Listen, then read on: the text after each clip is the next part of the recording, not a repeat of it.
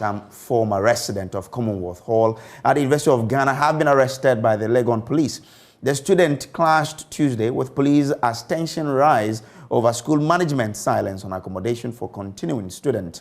The residential policy that came into effect this academic year saw all continuing students of Commonwealth Hall lose their rooms to level 100 and graduate students. But some days ago, a high court restrained the university from implementing that decision. Some vandals who are now residents of other halls stormed the Commonwealth Hall to take over their old bed. Here is a report by Prince Owuswansa, read to you. The accommodation at the University of Ghana has been met with several agitations from students following the school's management's decision to revoke the residential status of continuing students. The students say the management of the university has refused to admit the continuing students contrary to the court's order. Eugene Bediaku Jr. is the leader of the aggrieved students. So what you are seeing here is a group of agitated students. Because as of 8 February, we had lost our residency on University of Ghana campus. Meanwhile, they gave us up to 10th February to make payments. Last Thursday, the High Court, a court of confidence, jurisprudence and jurisdiction, had given an order that the status quo should remain. And that means that people who were residents of Commonwealth or last academic year, continuing students, all of them are to be made to come back. So what we were expecting from members of management was to update our MIS web so that we will see Commonwealth Hall there and then go and make payments. And after we come here, we'll do manual registration and then we'll be given rooms. Everybody you see here, you can see their bags. They've been sacked from the UJ hostels because they have not been able to pay. And then our demands were simple. We cannot pay.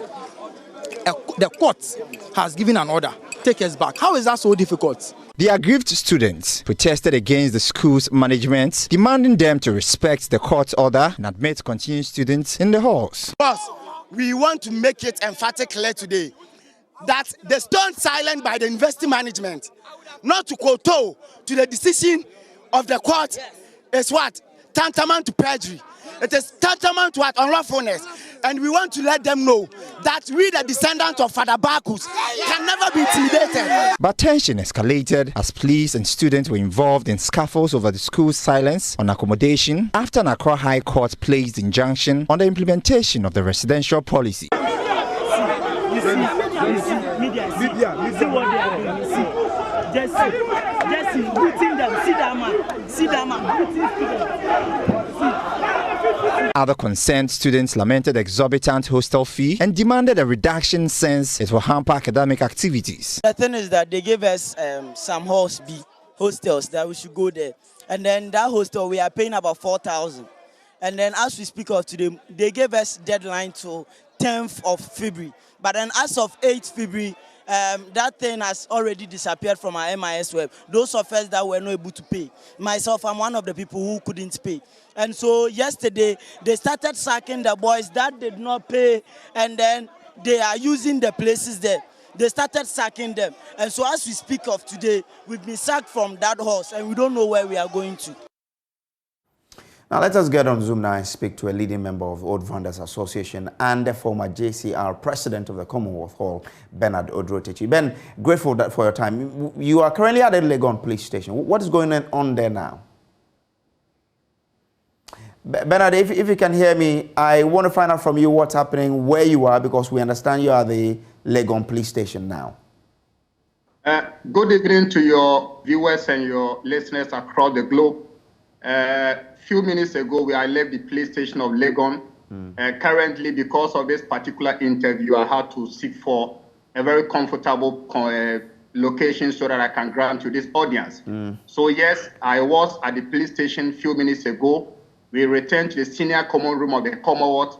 But as I speak now, I found myself a convenient place so that I'll be able to grant you this interview. Okay, but so just before you left the police station, what was happening?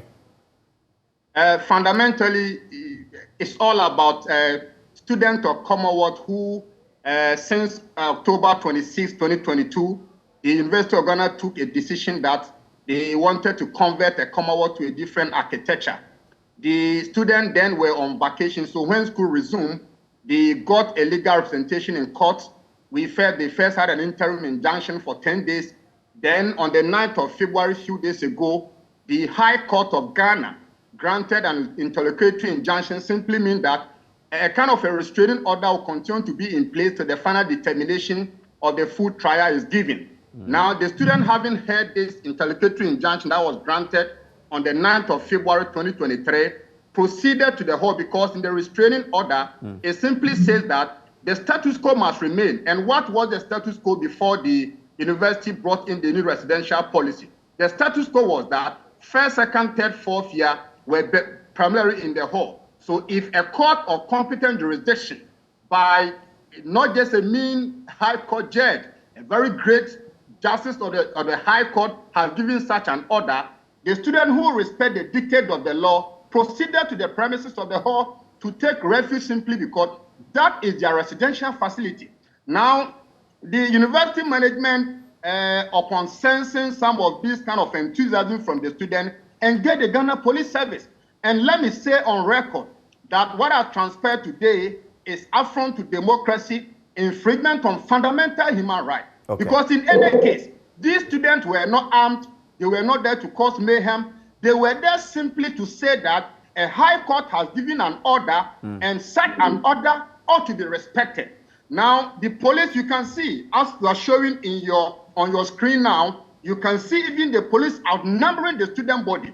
This is very uncalled for, very unacceptable, and at this very particular moment, we want to call on all stakeholders for university education. Because you see, education is a right, not a privilege. Well, Ben, that's okay, but have there been some students who have been arrested who you left at the police station just before we go on?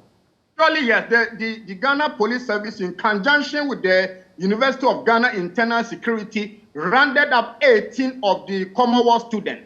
So as of the time I was leaving the premises, some sorting out had been done, and I think 3 of them were in the police custody. I can't speak authoritatively whether the number has gone up from the 3 or otherwise. But from the time they took them from the Hall of Residence, they were 18 in number.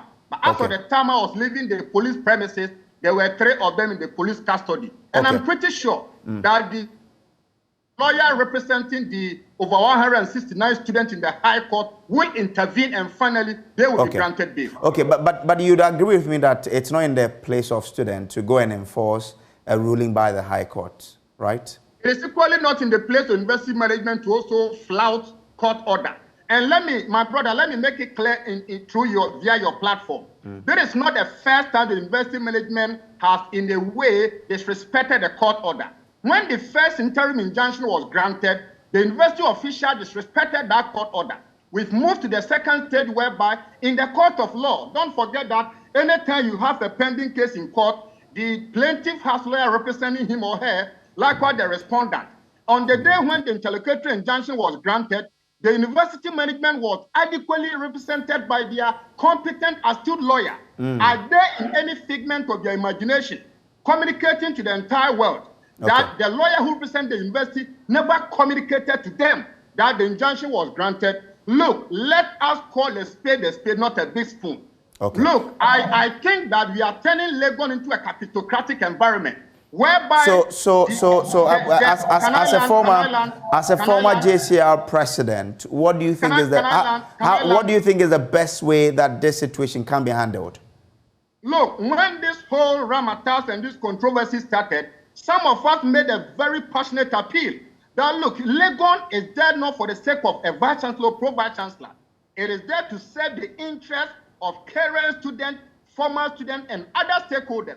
And in any case, what does investment management stand to lose if Commonwealth remains? Simply, what do they stand to lose? And you ask a question, what is the way forward? The way forward is very simple. When the issue emerged, current Commonwealth students and old vandals never resorted to violence. Let's make it let's put it in proper perspective. By respecting the dictate of the 1992 Constitution, we proceeded to court. Equally, we could have mobilized ourselves in our numbers to challenge the Ghana Police Service. But we said that no, because in Ghana, we have the 1992 Constitution. So anybody who feels that his rights are being infringed upon, the person must proceed to court. And so did what the vandals and current students did. So number one, what the university management must do, not what vandals should do. Current student, old student, we have proceeded to court.